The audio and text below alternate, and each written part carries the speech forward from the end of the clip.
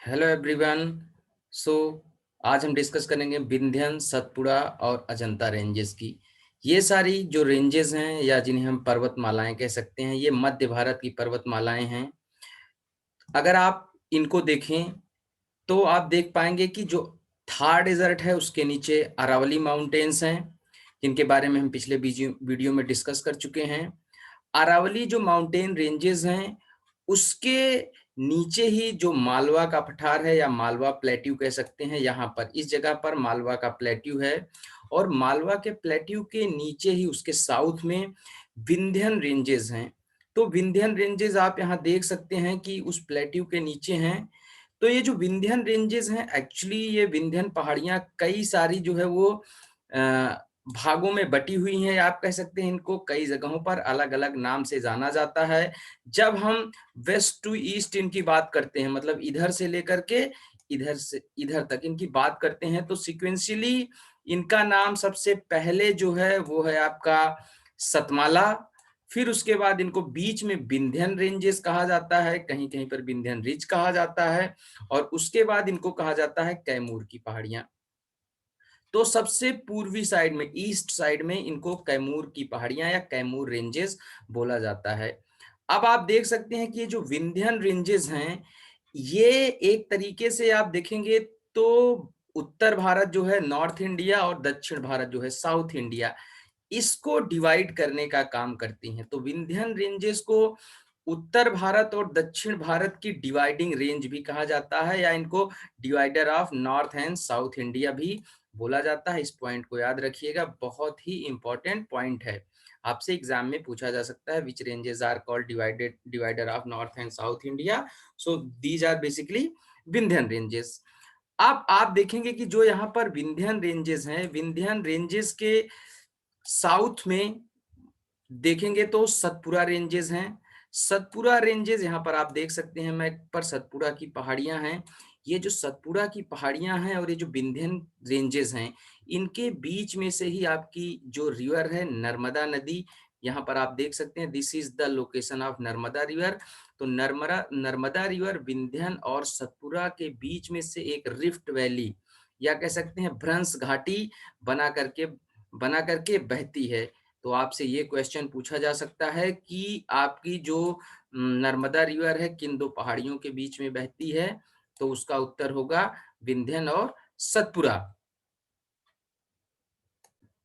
सतपुरा जो रेंजेस हैं यहाँ पर आप देख सकते हैं, ये सतपुरा की लोकेशन है। सतपुरा के साउथ में ही एक रिवर बहती है जिसको बोलते हैं ताप्ती रिवर। यहाँ पर आप देखिए, मैं आपको मैप पे दिखा रहा हूँ, इसको मैं ग्रीन कलर से डिनोट कर दे रहा हूँ। ये जो है, ये जो मैं लाइन ड्रॉ कर रहा हूँ, ये है फ्लो किसका, ताप्ती रिवर का। तो सतपुरा के साउथ में ताप्ती रिवर बहती है।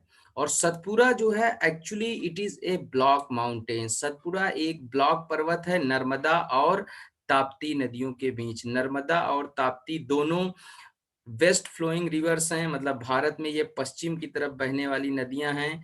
नर्मदा पश्चिम की तरफ बहने वाली सबसे बड़ी नदी है, it is the longest west flowing river. और नर्मदा और ताप्ती के बीच में ही सतपुरा रेंजेस हैं। अभी आपको एकदम समझ में आ गया होगा। अब सतपुरा जो है मैंने बता दिया एक ब्लॉक माउंटेन है, किसके किसके बीच में, नर्मदा और ताप्ती रिवर के बीच में से। सिक्वेंशियली जैसे विंध्यास के नाम थे, वैसे ही वेस्ट टू ईस्ट सतपुरा के भी जो हैं अलग अलग जगहों पे अलग अलग नाम हैं। तो सतपुरा को सबसे पहले जो है वो बोला जाता है सतपुरा रेंजेस, सबसे आगे इनका नाम है सतपुरा रेंजेस। उसके बाद जो है वो गाविलगढ़ रेंजेस हैं। उसके बाद महादेव इनको कहा जाता है, फिर इनको मैकाल कहा जाता है।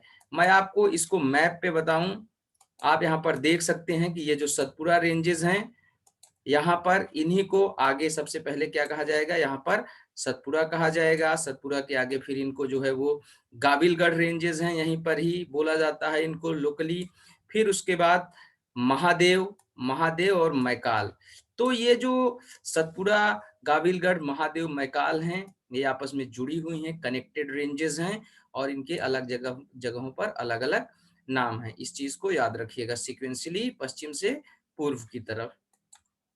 अब मैंने जैसे आपको बता ही दिया कि नर्मदा और तापी वेस्ट फ्लोइंग सबसे बड़ी नदियां हैं। सतपुरा रेंजेस के साउथ में ही आपकी ताप्ती नदी बहती है, ताप्ती रिवर बहती है। और ताप्ती रिवर जहां बहती है उसके भी साउथ में यहाँ पर महाराष्ट्र में ही अजंता रेंजेस हैं। तो south of Satpura lies Ajanta. Ajanta range Satpura range के साउथ में है, मतलब सतपुरा के बाद ताप्ती है और उसके बाद यहाँ पर अजंता रेंजेस आ जाती हैं। तो ताप्ती जो है आपकी ऐसी नदी है जो सतपुरा और अजंता के बीच में एक रिफ्ट वैली बना करके, रिफ्ट घाटी बना करके बहती है। तो इस पॉइंट को भी याद रखिएगा कि जो आपकी नर्मदा है और तापी है, दोनों रिफ्ट वैली के थ्रू बहती हैं। नर्मदा विंध्या और सतपुरा के बीच में है, ताप्ती सतपुरा और अजंता रेंजेस के बीच में से है। ये बहुत ही इंपॉर्टेंट पॉइंट्स हैं जिनसे लगातार क्वेश्चन पूछे जाते हैं। रिफ्ट वैली का जो कॉन्सेप्ट है वो हम किसी और वीडियो में और डिटेल में डिस्कस करेंगे। रिफ्ट वैली जो है वो एक्चुअली क्या होता है कि जब कभी भी कहीं पर रिफ्टिंग होती है, या आप ये कह सकते हैं कि साइड, जब कहीं भी लैंड मास होता है, लैंड मास बीच में से थोड़ा सा जो है वो अलग होता है और बीच का एरिया जो है वो धंस जाता है नीचे की तरफ। मतलब बीच में जब डाउनवर्ड फोर्सेस लगते हैं और एक वैली टाइप की बन जाती है तो रिफ्ट वैली होती है। इसको पिक्चर के माध्यम से किसी और वीडियो में डिस्कस करेंगे। फिलहाल आज जो हमने डिस्कस किया ये एग्जाम के लिए बहुत ही इंपॉर्टेंट है, इसको ध्यान में रखिएगा। धूपगढ़ जो है ये सतपुरा रेंजेस की सबसे ऊंची पीक है, एक बार एग्जाम में पूछी भी गई है। इसकी हाइट 1350 मीटर 1350 मीटर है। तो इन पॉइंट्स को याद रखिएगा, इन पॉइंट्स को अपने फ्रेंड से डिस्कस करिए और उसके साथ साथ गुरुवर मेरे चैनल को शेयर करना और सब्सक्राइब करना मत भूलिए। मेरे वीडियोस आपको एकदम एक्यूरेट इंफॉर्मेटिव मिलेंगे, लगातार मैं वीडियोस बना रहा हूं। तो इस तरीके से आप मेरे चैनल से जुड़िए, आपको जरूर लाभ मिलेगा। नहीं लाभ मिलेगा तो पैसा वापस। हालांकि ऐसा कुछ नहीं है, तो मैं मजाक कर रहा था। सो प्लीज बी विद अविरल धारा बाई अम्बेश JNU।